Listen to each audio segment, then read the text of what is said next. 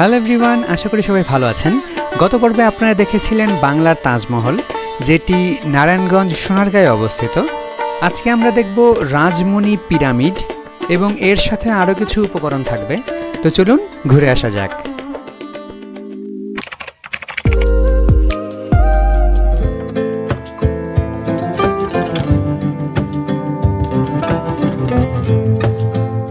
আমরা এখন যাচ্ছি পিরামিডের দিকে। এটি বাংলার তাজমহল থেকে কিছুটা সামনে। তো যদিও একই সাথে টিকিট কাটতে হয়, টিকিট কিন্তু দুইটা একই সাথে কাটতে হয়, তো তারপরে একটু হাইটা নাকি সামনের দিকে যেতে হবে। তো গিয়ে দেখি কী অবস্থা পিরামিডের। আমরা রাজমণি পিরামিডের সামনের গেটে চলে আসছি। যেহেতু বাংলার তাজমহল এবং রাজমণি পিরামিডের টিকিট একই সাথে কাটতে হয়, তাই এখানে আমাদের নতুন করে কোনো টিকিট কাটতে হয়নি। আমরা এখান থেকে টিকিট চেক করিয়ে ভেতরের দিকে চলে যাচ্ছি।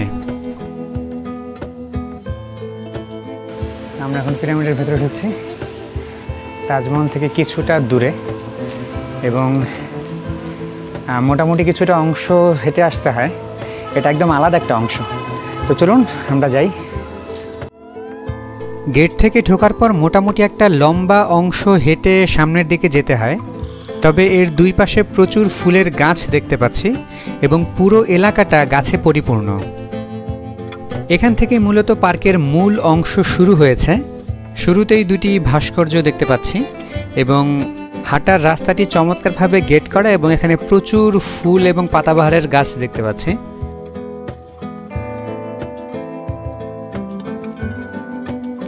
ঠিক সামনে আরও একটা ভাস্কর্য দেখা যাচ্ছে। গিটার কাঁধে দুহাত উঁচু করে দাঁড়িয়ে আছে। এই গাড়িগুলো সম্ভবত আগে শুটিংয়ের কাজে ব্যবহার করা হতো, এখন পরিত্যক্ত হিসেবে পড়ে আছে।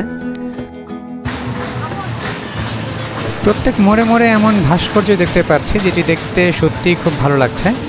আর এই পাশটাতে পার্কের কিছুটা অংশ করা হচ্ছে। আমরা এখানে ট্রেন দেখতে পাচ্ছি। পেছনের অংশে দোলনা নৌকাও দেখা যাচ্ছে।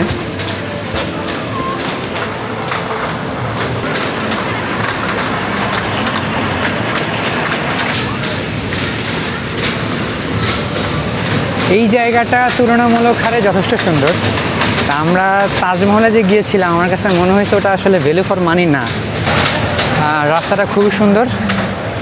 দেখেন আমার পেছনের অবস্থা, কানে ফুল গুজে দিয়েছে অলরেডি। তো এই জায়গাটা মোটামুটি ভালোই লাগছে।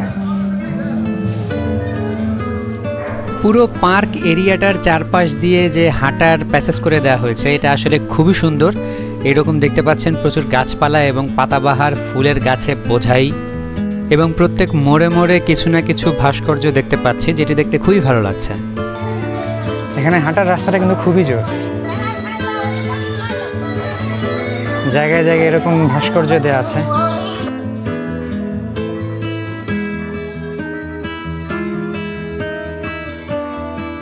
এই পিরামিড,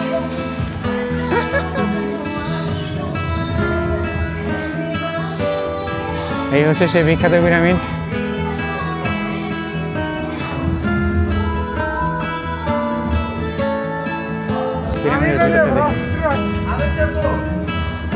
তো আমরা এখন পিরামিডের ভেতরে প্রবেশ করব এবং আপনাদেরকে দেখানোর চেষ্টা করব এর ভেতরে আসলে আছেটা কি। চলুন ভেতরে যাওয়া যাক। এখানে মমি দেখানো হয়েছে।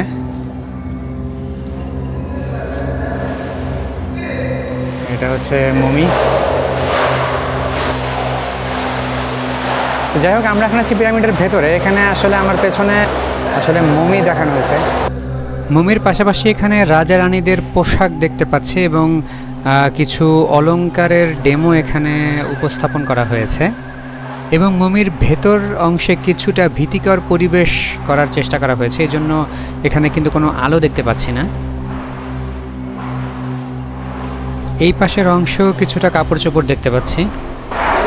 এটা একটা মমির সিম্বল।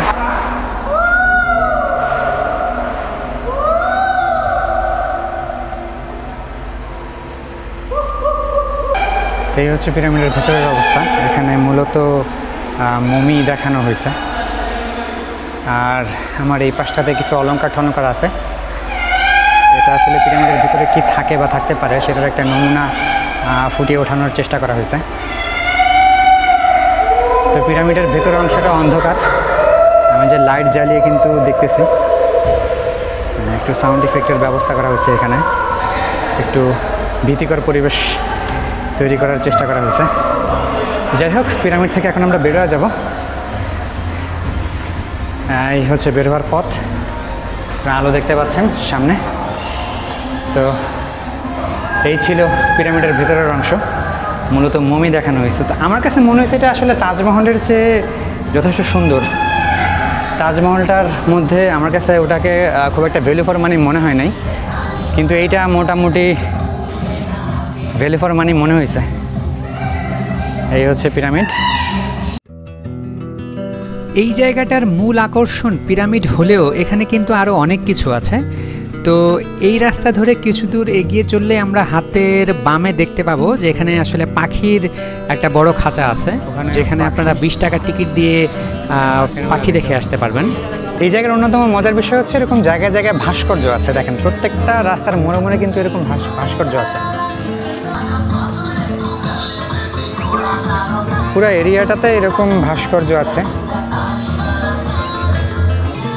বেহুলার বাসরঘর, মনসা মন্দির।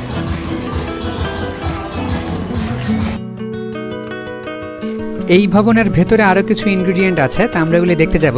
সম্ভবত প্রথমেই পড়বে বেহুলার বাসরঘর। চলুন এগোনো যাক।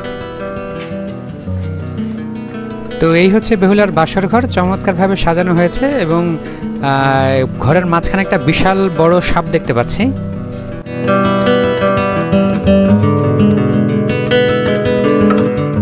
মোটামুটি ভালোই বানিয়েছে বেহুলার বাসরঘর। দেখেন, এখানে সাপটা কিন্তু আসলে বিশাল বড়। এখানে সাপ, এখানে বিশাল বড় একটা সাপ দেখা যাচ্ছে। তো এই হচ্ছে বেহুলার বাসরঘর। এখন আমরা পরবর্তী স্টেপের দিকে যাব। আমরা দেখি পরবর্তীতে আর কি আছে। জায়গাটা সুন্দর মোটামুটি। এই কক্ষে মনসা মঙ্গল এবং নদের চাঁদের কুমির দেখানো হয়েছে। যতটা সম্ভব বাস্তবভাবে ফুটিয়ে তোলানোর চেষ্টা করা হয়েছে, দেখে ভালো লাগলো।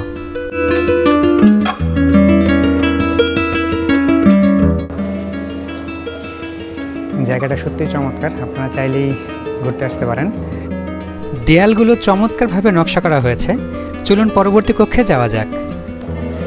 একটি মডেল তৈরি করা হয়েছে। এখানে মুসলিম বাড়ি আছে, হিন্দু বাড়ি আছে, বৌদ্ধ বাড়ি এবং খ্রিস্টান বাড়ি আছে। আর এই পাশটাতে গাছের অংশ করা আছে। গাজীপুর ভাওয়াল রাজার বাড়ি করা হয়েছে। আমার পেছনে এটা হচ্ছে মূলত একটি সাম্প্রদায়িক মডেল। তো এখানে আসলে হিন্দু, মুসলিম, বৌদ্ধ, খ্রিস্টান সবার বাড়ি দেখানো হয়েছে এবং ঠিক শেষ অংশে কিন্তু দেখানো হয়েছে ভাওয়াল রাজার বাড়ি। এদিকে সিনেমা হল চলছে, ক্ষুদিরামের ফাঁসি, সময় 10 মিনিট। ভেতরে সত্যিই একটা সিনেমা হল আছে, তা আমরা একটু দেখবো এখানে সিনেমা হলে কী চলছে।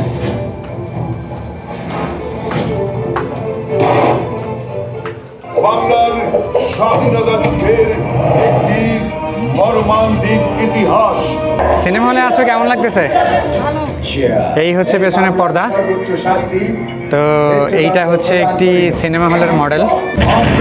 প্রিয় প্রেক্ষাগৃহে নিবেদিত রাজমণি কমপ্লেক্স প্রযোজিত পরিবেশিত মুক্তিযোদ্ধা আহসানুল্লাহ মনি পরিচালিত ক্ষুদিরামের ফাঁসি, ক্ষুদিরামের ফাঁসি, ক্ষুদিরামের ফাঁসি।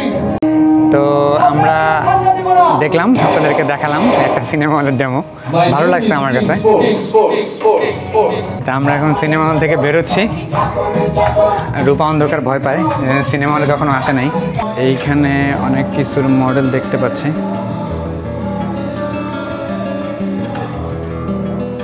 হাত দিয়ে ধরা নিষেধ।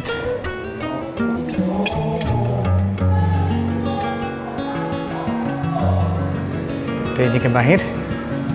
কমপ্লেক্সটা যথেষ্ট সুন্দর, আমার কাছে ভালো লাগছে। আপনারা চাইলে ঘুরতে আসতে পারেন। এটা ঢাকা থেকে যথেষ্ট কাছে, সিলেট রোড থেকে কিছুটা ভিতরে। এই পাশটাতে ময়ূর আছে, এই একটা ময়ূর এবং এই একটা ময়ূর। আর এইটা মূলত রাজমণির শূন্য বাগান। আর এই যে এখানে পানি দেখতে পাচ্ছেন, এখানে কিন্তু আসলে মাছ আছে।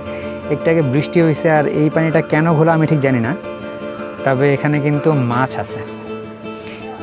তো এটার চারদিক দিয়ে হাঁটার জন্য যে রাস্তাটা করে দিচ্ছে, রাস্তাটা কিন্তু খুবই সুন্দর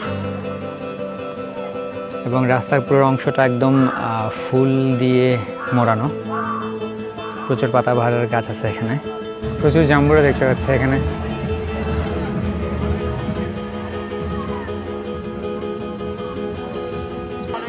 এই হচ্ছে ক্ষুদিরামের ফাঁসির মঞ্চ। এই অংশটাতে ক্ষুদিরামের ফাঁসির একটা ডেমো দেখানো হয়েছে। এখানে ইংরেজ ব্যাটালিয়নদের ভাস্কর্য দেখতে পাচ্ছি, কারো হাতে বন্দুক, একজন দাঁড়িয়ে আছেন হাতে রুমাল নিয়ে। এখানে ক্ষুদিরাম ফাঁসির মঞ্চে দাঁড়িয়ে আছে এবং একজন সময় দেখছেন। এইটা কারাগারের একটা ডেমো দেখানো হয়েছে।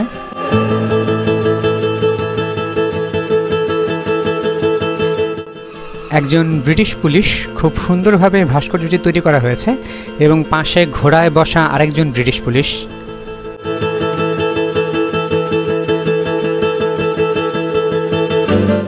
সর্বোপরি ফাঁসির মঞ্চের পুরো একটি ভিজুয়ালাইজেশন এখানে দেখানো হয়েছে।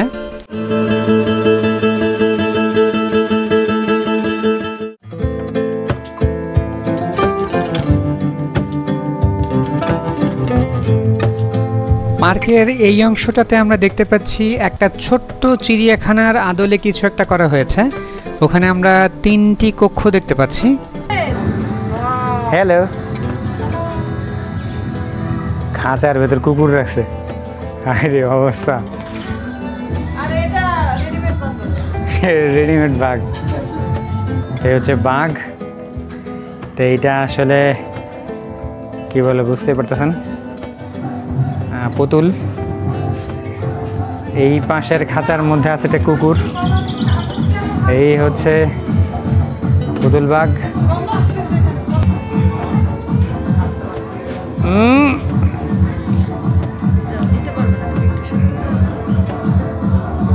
এই ও তো ধরে ফেলছে ক্যামেরা, কেউ খাইতে দেয় না। ওকে ওকে ওকে, নিজেরা দেখা যায়। হ্যাঁ হ্যালো, নিজেরা দেখা যায়। হ্যাঁ দেখা যায় মনে হয়। রঙিন মাছের মেলা, আর্কাইভস।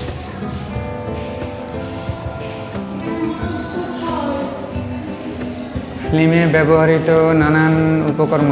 এই পার্কের প্রতিষ্ঠাতা জনাব আহসানুল হক মনি যেহেতু একজন স্বনামধন্য পরিচালক এবং ফিল্ম নির্মাতা, এখানে এই অংশে আমরা ফিল্ম বা সিনেমা সংক্রান্ত কিছু উপকরণ দেখতে পাচ্ছি।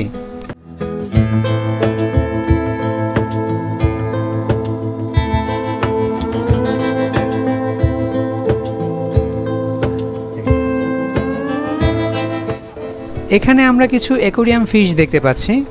খুবই পরিচিত কিছু অ্যাকোয়ারিয়াম ফিশ দিয়ে এখানে মাছের মেলা তৈরি করা হয়েছে।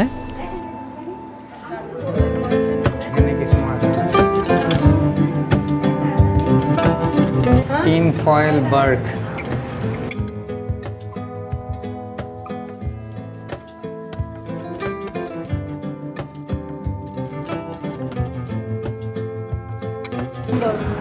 ওদের লেজগুলো খুব সুন্দর, অস্থির। টাইগার শার্ক দিয়ে দিয়েছে।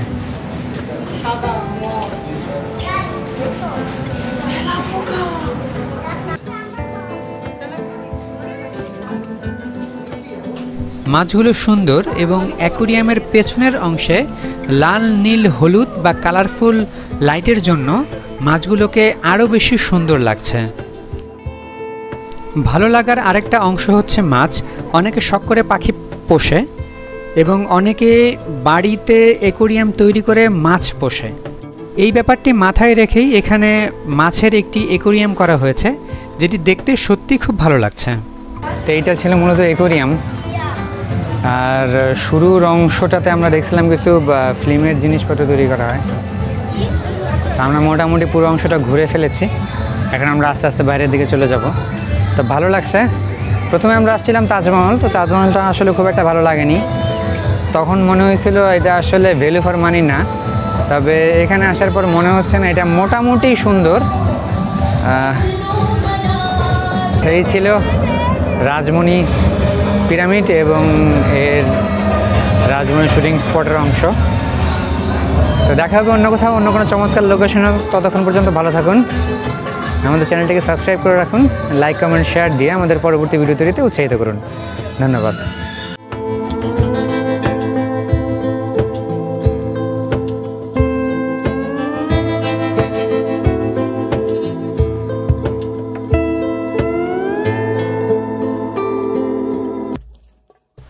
যাই হোক, আজকের মতো চলে যাচ্ছি রাজমণি পিরামিড থেকে। আপনারা যদি এখানে আসতে চান তাহলে মাথায় রাখবেন, এখানে কিন্তু বাংলার তাজমহল এবং রাজমণি পিরামিড একই সাথে একই টিকিটে আপনারা দেখতে পাবেন। এখানে আসতে চাইলে আপনাদেরকে আসতে হবে বড়পা বাজার। এটা সিলেট হাইওয়ের ওপরে অবস্থিত। বড়পা বাজার থেকে আপনারা অটোতে করে চলে আসতে পারেন বাংলার তাজমহল, এবং সেখান থেকে তাজমহল দেখে আপনারা চলে আসবেন এই রাজমণি পিরামিড। আজকের মতো চলে যাচ্ছি, দেখা হবে অন্য কোথাও, অন্য কোনো চমৎকার লোকেশনে। ততক্ষণ পর্যন্ত ভালো থাকুন, ধন্যবাদ। বাইরে বেরোয় আসছে, বৃষ্টি হয়েছে মোটামুটি, দেখতে পাচ্ছেন আকাশ মেঘাচ্ছন্ন। এখনও সত্যি বলতে গুড়ি গুড়ি বৃষ্টি হচ্ছে। তো আমরা বের হয়ে আসছি, আজকের মতো এতটুকুই।